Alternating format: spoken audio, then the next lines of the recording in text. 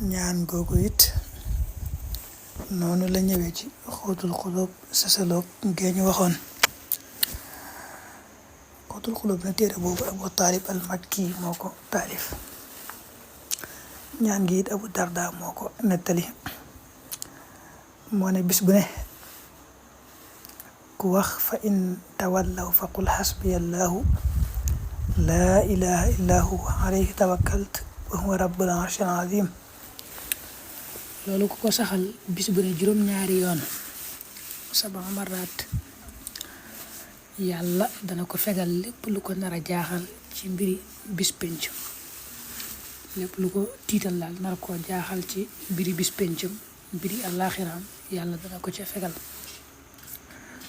moo xam loolu ba mu koy wax dëggu na ca moom wala dëgguwul ca moom, saadixan kaana aw kaadiban.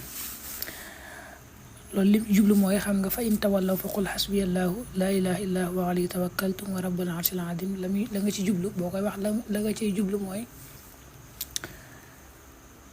wakkirul naa ci yàlla, saa mbir yëpp féetale naa ko yàlla, te yàlla moom ko doy sëkk la, koo xam ne boo ko féetalee sa mbir rek sa xel mën naa dal. loolu nga ciy jublu boo koy wax loolu lay tekki.